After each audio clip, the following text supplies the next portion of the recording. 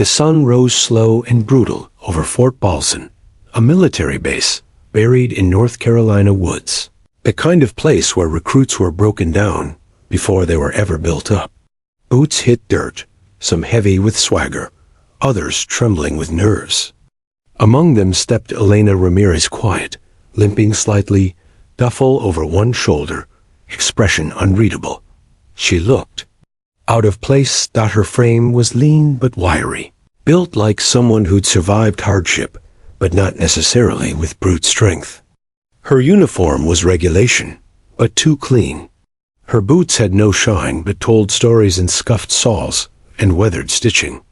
On her back, just beneath the collar, a faded black tattoo barely peeked out, a snake curled around something sharp. Most didn't notice. Those who did just laughed.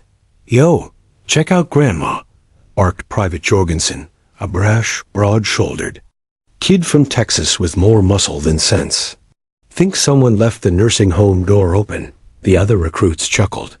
Elena didn't flinch. Her silence only fueled the mockery. In a place full of loud ambition, silence was dangerous. It drew curiosity and hostility. She stood at attention as Drill Sergeant McCann paced in front of the new group, barking orders with the precision of a machine gun. When he stopped in front of her, his eyes scanned her from head to boot. She met his stare, unblinking. For a brief second, his brows furrowed, like he was trying to place her face. Then he moved on. Training began brutally. Day 1 started with sprints, crawling drills, hydration tests. Elena fell behind quickly in the runs. Her limp slowed her, and every time she stumbled, Jorgensen made a show of sighing or pretending to time her on his watch. "You gonna finish that lap before retirement, ma'am?" Others laughed nervously, unsure whether to join in or stay quiet. During hand-to-hand, she was paired with a cocky recruit who didn't hold back. She took a hit to the ribs that dropped her to one knee, but then stood back up and tapped him out with a chokehold so fast the instructor had to pull her off. "Lucky move," muttered her opponent, rubbing his neck. She didn't reply. She just nodded once and walked off. At night, she sat alone in the mess hall, spooning food into her mouth like it was fuel, nothing more. She didn't join in the conversations, didn't laugh at the dumb jokes, or swap stories about hometowns and exes. She kept her eyes low, always listening. That bothered them more than anything. Recruits wanted to bond, even over insults. But Elena didn't play along. Jorgensen tossed a paper ball at her during lights out. "Hey, Snake Lady, you mute or just boring?" The others snickered in the dark. Elena didn't move, didn't respond, just stared up at the bunk above her, motionless. But someone had noticed her, someone other than the recruits. During the third day's obstacle course, a visiting officer stood at the edge of the training field, arms behind his back, sunglasses hiding sharp eyes. Colonel Mason. Most of the recruits didn't know him, but the drill instructors stood straighter in his presence. He watched as Elena climbed a rope wall, slower than the others, but with perfect technique. No wasted energy, no flash. She moved like someone who'd done this 1,000 times in worse conditions, with worse injuries. His eyes narrowed. Elena reached the top, looked around briefly, and slid down like a ghost. No celebration, no grin, just readiness for the next task. Later, Mason called over an aide. "What's the name of that recruit?" "Ramirez, sir. Elena. Just came in with Echo Squad." Mason nodded slowly. "Pull her file."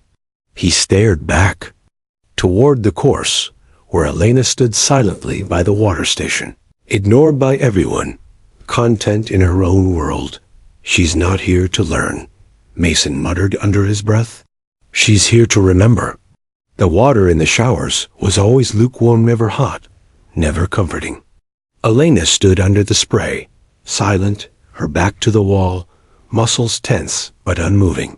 Steam clung to the tiled air, and the sound of slapping water masked most of the murmurs.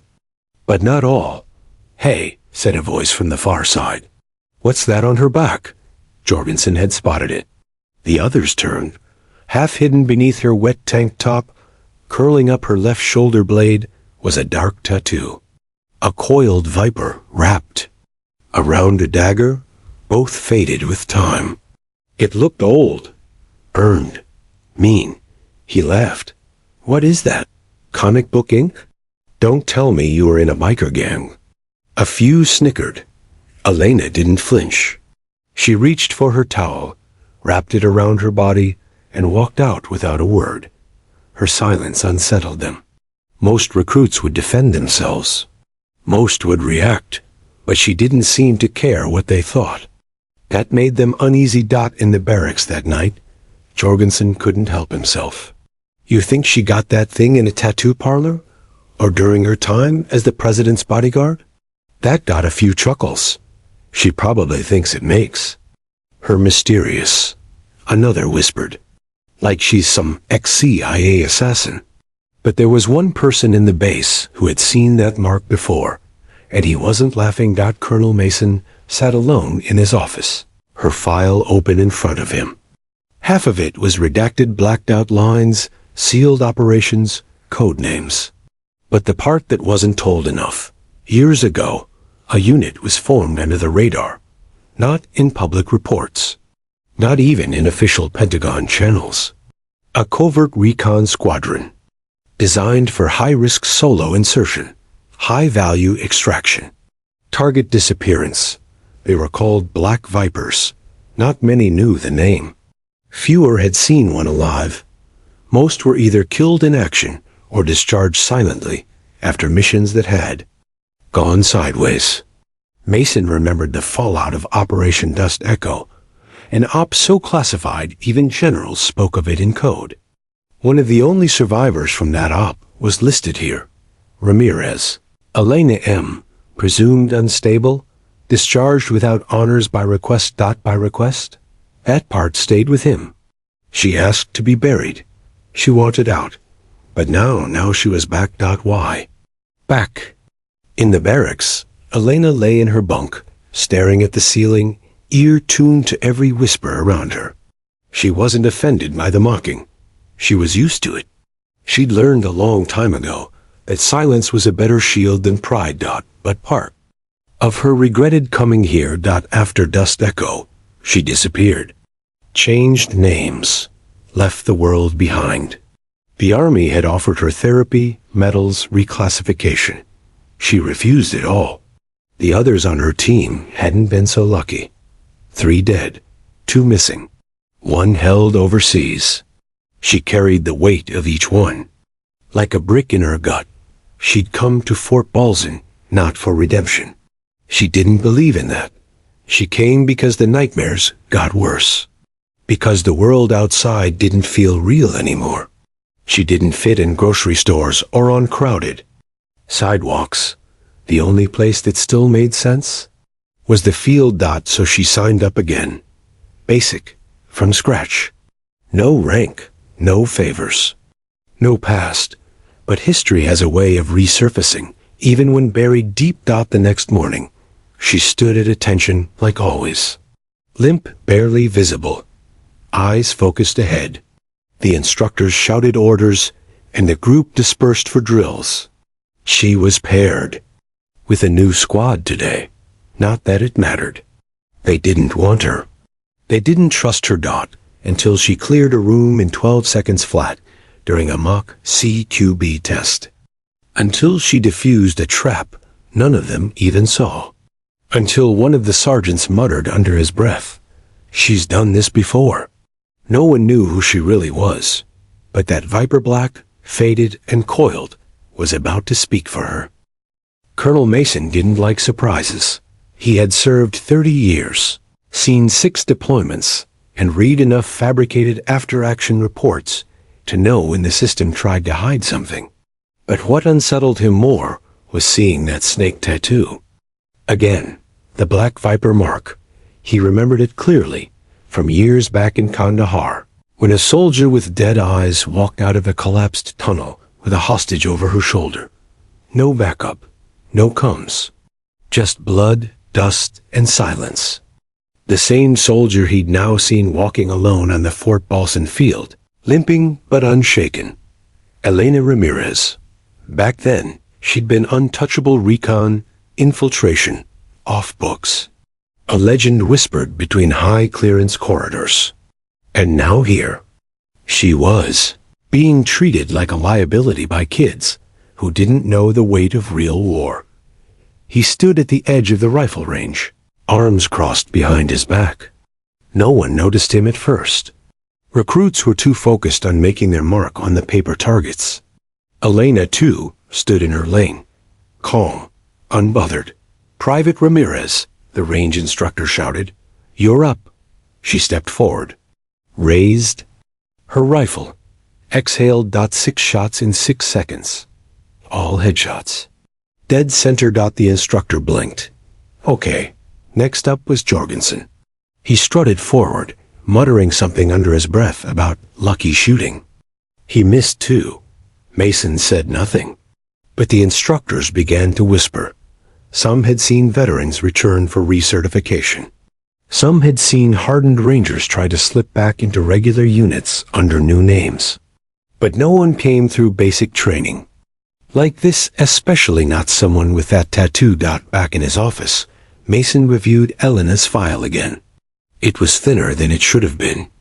Too clean, sanitized, but the blacked-out lines told him more than any words could. The real file wasn't here. He picked up the phone and called an old contact in D.C. "I need clearance for Project Dust Echo. Eyes only." There was a pause on the other end. "Why? She's here," Mason said simply. And someone buried her deeper than Arlington. Back on the training grounds, things were changing. Recruits began noticing how Elena scanned a room before entering, how she memorized escape routes before instructors explained the plan. She didn't talk much, but when she did, her words carried weight. One night, during firewatch duty, Jorgensen got paired with her. They sat in silence on the watchtower, eyes scanning the darkness. "So," he started, "what's the deal?" "With you?" Elena didn't answer. "That tattoo," he pressed. "You ever gonna tell us where it's from?" She looked straight ahead. "Some marks aren't meant to be explained." He scoffed, but didn't say more. That same night, Mason paid a visit to the drill sergeants. He stood by the back wall during a strategy review session. "You ever notice how Ramirez clears buildings?" he asked suddenly. The room turned toward him. "She uses real CQB rhythm," said Sergeant McCann. "Not the training stuff we teach. Real sweeps." "She's a ghost," Mason said. "She doesn't blink, doesn't breathe heavy. Moves like she's been through fire and forgot how to burn." One sergeant leaned forward. "You think she's one of them?" Mason nodded once. "I saw her in Kandahar. She walked out of a kill zone, no one else survived." They all went quiet. "You're telling me," McCann said slowly, "the girl they're teasing over her limp used to be a Black Viper?" "Not used to be," Mason replied. "Once you carry that mark, you never stop being one." The room stayed silent for a long moment. The next morning, as the recruits lined up for PT, the instructors glanced toward Elena with new eyes. But she didn't notice. Or maybe she simply didn't care. She just tied her boot, stood up, and waited for the whistle. The storm was coming. The morning air at Fort Balsan was sharp, carrying the scent of fresh-cut grass and boot sweat. Recruits were halfway through their 3rd week, nerves fraying, egos sharpening. Most had found their place by now, loud leaders, silent grinders, and those struggling to keep up. Elena Ramirez still didn't belong to any group. She moved alone during drills, partnered reluctantly, and drew sneers when she limped or fell. Behind, the instructors didn't intervene. They watched. Some were starting to suspect, but none dared confirm what she really was. But Private Jorgensen? He was still loud. Still threatened. That morning, During formation, Sergeant McCann called out squad assignments for a field navigation drill. Recruits were split into fire teams and ordered to find their way through 6 miles of woodland terrain. Completing objectives at WAYPOINTS. Elena was paired with Jorgensen, Hayes, and Nui. Jorgensen immediately groaned. What they give us? Grandma again? Can't she just knit us a sweater and let the real soldiers do the work? Chuckles echoed down the line. Even Nui cracked a smile. Elena stood silent, her jaw tight. She had spent years ignoring this kind of noise. But now, with each word, her patience thinned not from anger, but from exhaustion. It wasn't the mockery that hurt. It was the fact that they still didn't see what she was trying to leave buried. Behind them, the sound of gravel crunching under boots cut through the laughter. A pause followed. Someone turned. Colonel Mason. The recruit straightened up, all smiles vanishing. He didn't speak for a moment, just walked slowly, eyes fixed on Jorgensen. Then, without raising his voice, without even a hint of anger, he said, 5 words that shattered the silence. That's a black viper mark. Everyone froze. Jorgensen blinked. Sir? Mason looked past him to Elena, the tattoo on her shoulder. Black Viper. Covert recon. Off-book assignments. No names. No backup. Just results. Nui stepped back slightly. Hayes glanced at Elena, now wide-eyed. You ever wonder why she clears a room faster than your entire squad? Mason continued. Why she doesn't flinch under pressure. Why instructors don't correct her grip or movement. He turned to the rest of the group. Because she's not here to learn how to survive. She's already done that in places you've only seen. In video games. The recruits stayed silent, stunned. Colonel Mason walked toward Elena now, slowly, then stopped 2 feet in front of her. Private Ramirez, he said. I remember Kandahar. Operation Dust Echo. You were the last one out. Elena didn't speak. Her eyes met his. Something flickered between them, recognition perhaps. Pain. You could have stayed out, Mason added. No one would have blamed you. But you came back. That means something. He turned back to the squad. Let me make this clear. If any of you had half her scars, you wouldn't be standing upright. Jorgensen lowered his head. Hayes muttered, I didn't know. Mason waved a hand. No, you didn't. That's the point. You judged before you understood. And that's the fastest way to get someone killed in combat. Then he simply walked away, leaving the recruits stunned, the air thick. After a long pause, Jorgensen approached Elena. Is it true? He asked quietly. She adjusted her gear. What do you think? He nodded, swallowed hard, then walked away. No more jokes came that day. No more paper balls at night. No snickers in the barracks or snide remarks behind her back. Something had shifted irreversibly. Respect didn't flood in like applause. It trickled in, moment by moment, through silent acknowledgments and changed tones. Elena didn't ask for it, but it was coming now. For the first time since arriving, she allowed herself a breath not of relief, but release. The silence that once protected her was finally breaking, and for the first time, she wasn't alone in it. Elena noticed the change before anyone said a word. The laughter died down. The stares softened. During drills, no one pushed her aside. Jorgensen, once her loudest heckler, now moved aside in the chow line without a snide comment. The tension in the air hadn't vanished, but it had shifted from mockery to curiosity, from doubt to something bordering on respect. Still, she didn't speak more than necessary. She hadn't come back to be liked. She came to survive herself. The next field. Exercise took them deep into the dense woods behind Fort Balson, where the map didn't matter as much as instinct. It was a 20-hour endurance op. 2 squads dropped off at different ends of a valley. Racing to secure a checkpoint by sunrise with limited supplies and no GPS. Elena's squad moved fast, thanks in part to her navigating, like she could see paths that didn't exist. She led them through ravines and over moss-slick rocks, pausing only when the birds fell silent or the wind shifted. That kind of sixth sense made the others uneasy, but it also kept them safe.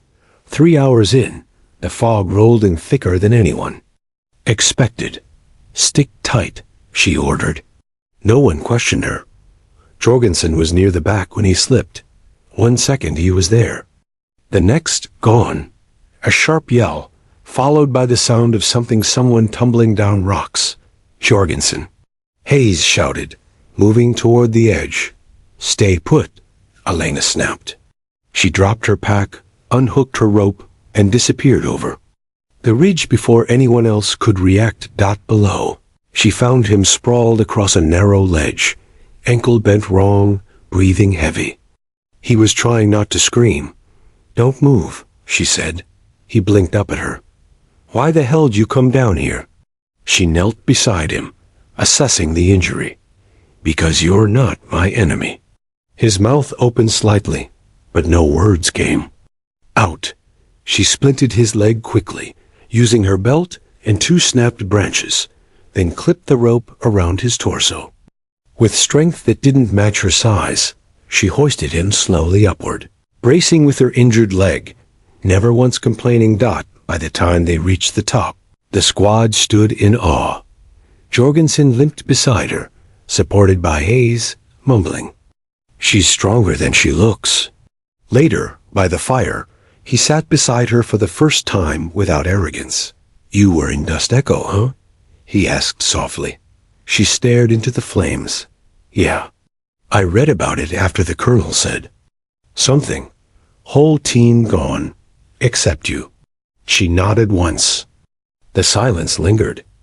"Why'd you come back?" he asked. Elena exhaled. The firelight danced in her eyes, reflecting more than just exhaustion. "I disappeared after that mission. Told them I was done. Changed my name. Tried living like a civilian. And?" She looked down. The noise wouldn't stop. The dreams, the guilt. "So I came back. If I can't forget it, maybe I can make peace with it." Jorgensen didn't speak for a moment. Then he reached into his rucksack and handed her a protein bar. "Peace starts small, I guess." For the first time, Elena smiled. Not big. Not loud. Just a small flicker. By morning, word had spread about the rescue. It wasn't dramatic. There were no medals. But when they stood for roll call and McCann barked orders, no one looked at Elena like she didn't belong.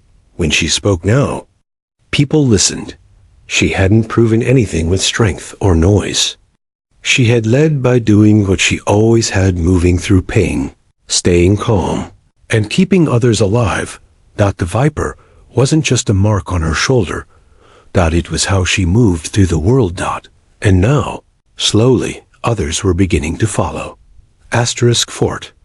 Balson's war games weren't for show.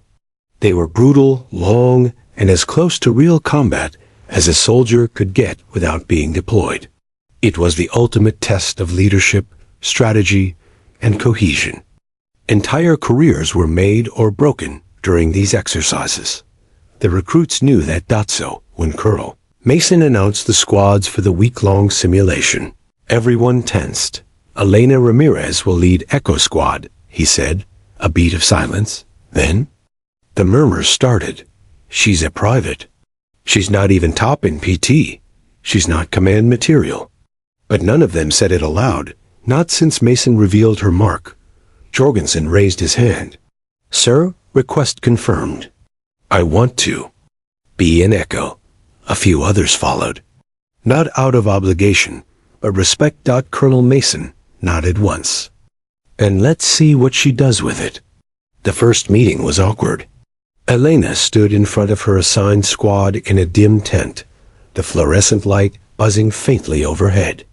Some of them avoided her gaze. Others watched her closely. She unfolded a hand-drawn map on the table. Our goal isn't to win flashy, she began, voice calm but firm. It's to outlast. Think like ghosts, move like water. Jorgensen smirked. So, Black Viper tactics? She glanced at him. No, smarter. A few snorted. She didn't react. Instead, she showed them how to lay tripwires from forest debris, how to blend into terrain using mud and ash, and how to stay absolutely still even when adrenaline begged for movement.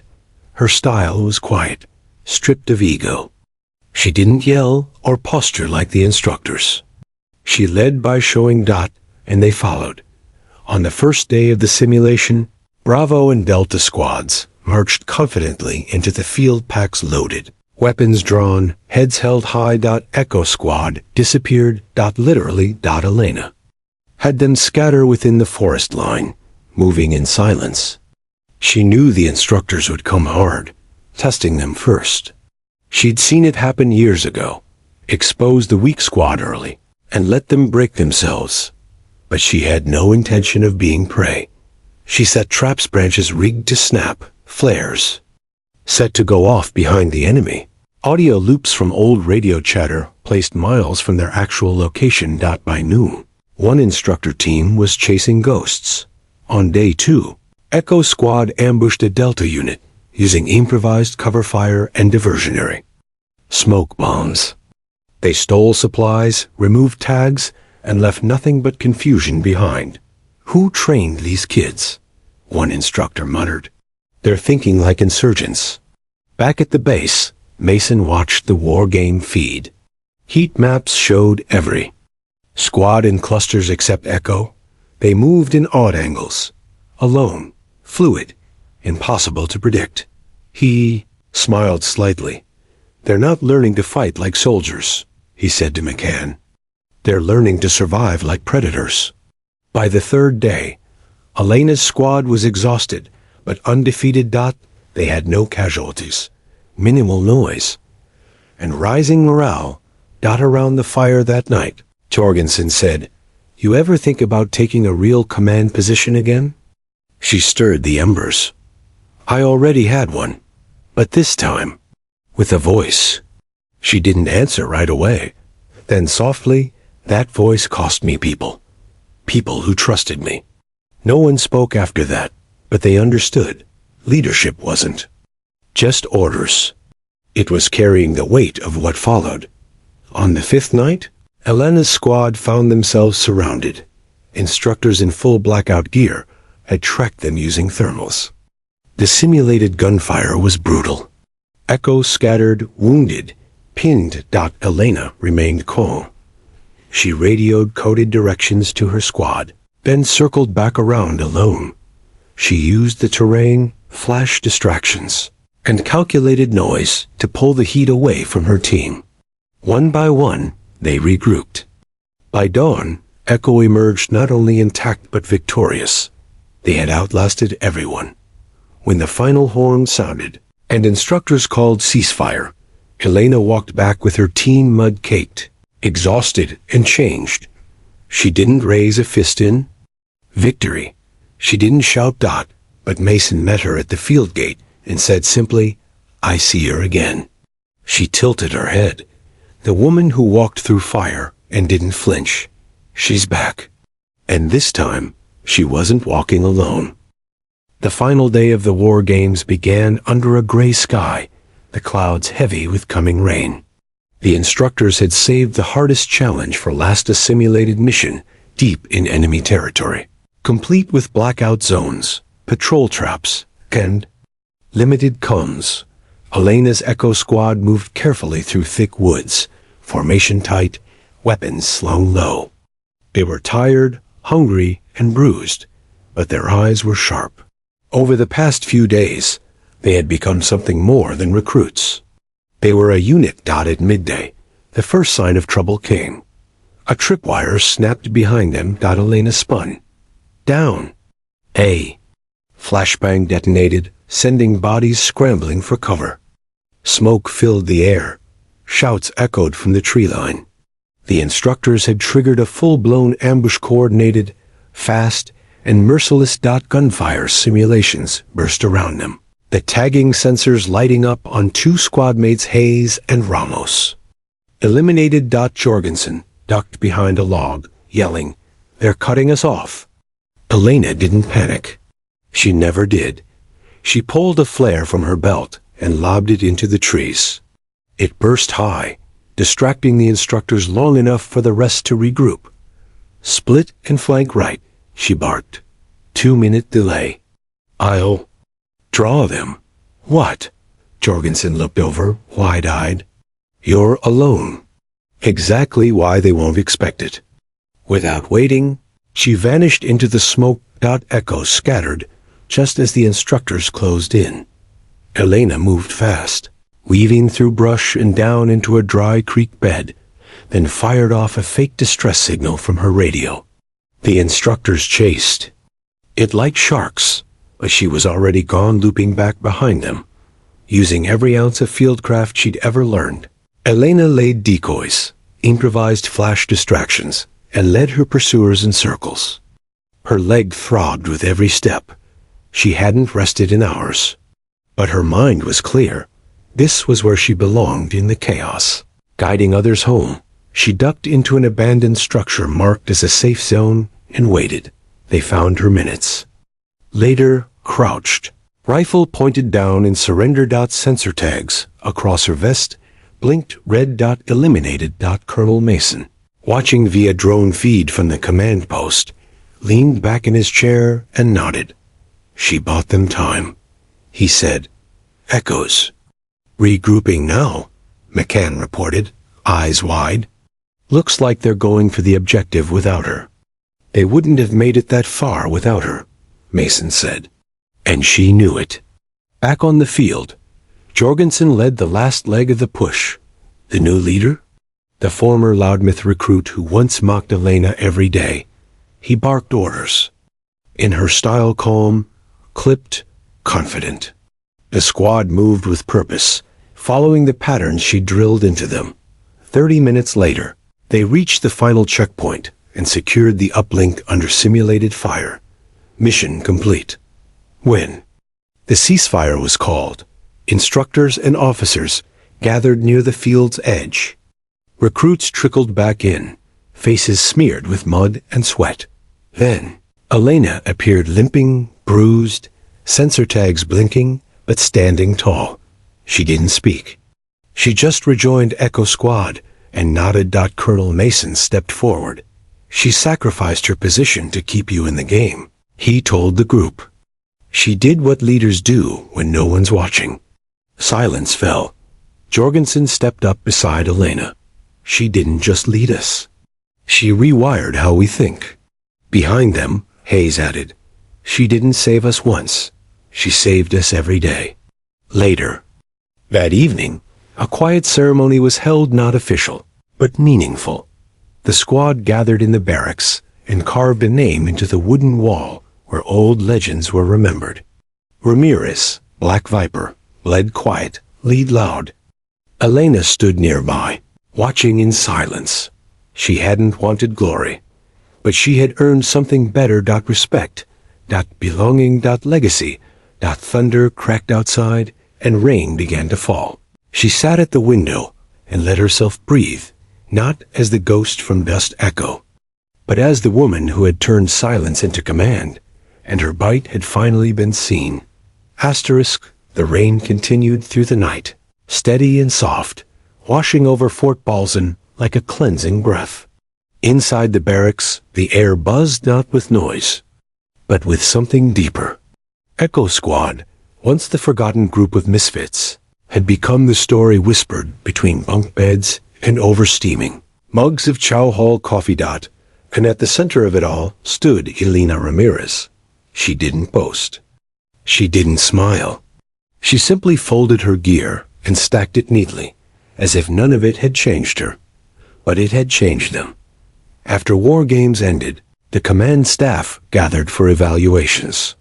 Colonel Mason sat at the head of the table, a tablet.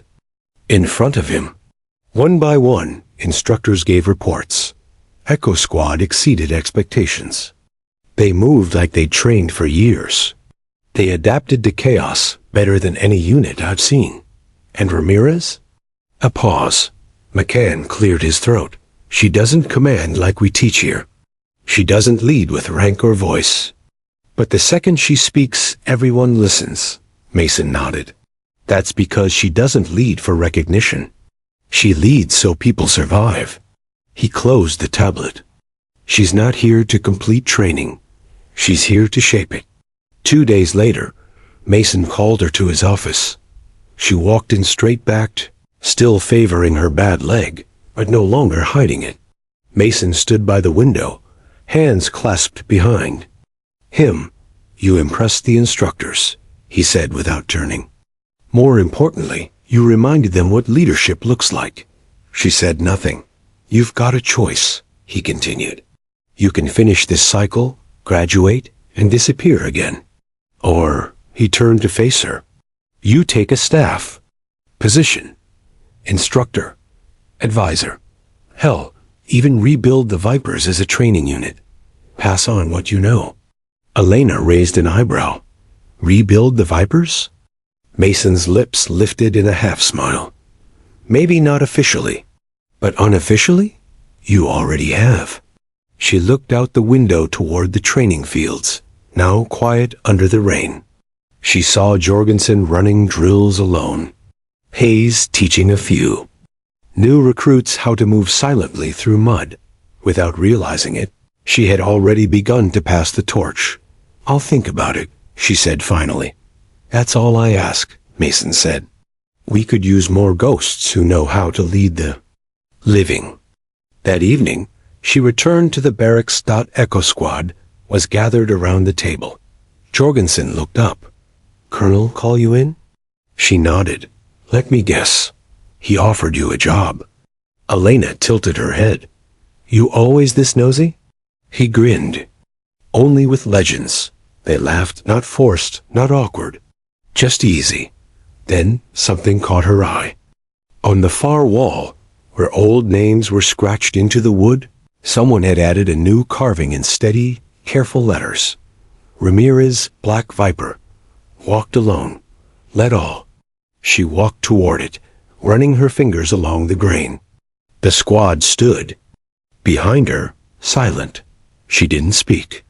She didn't need to, because for the first time since Dust Echo, she wasn't carrying the weight alone. Later that night, she sat on the barracks steps, watching the moonlight shimmer through clouds. The air was still, heavy with the kind of silence that didn't ache anymore. Behind her, boots thudded lightly on the boards. Jorgensen sat beside her, tossing her a wrapped protein bar. You staying? She peeled it open. Thinking about it. You know. You changed us. She looked ahead. I didn't come to change anyone. He chuckled. Yeah, that's probably why you did. She didn't smile, but there was something softer in her eyes. They sat there for a while, two silhouettes against the rain-washed night, saying little. Not. All legends are loud. Some slip in quietly, endure the fire, and leave a trail others choose to follow. Elena Ramirez didn't come to Fort Balzan to be remembered, but now her name would never be forgotten.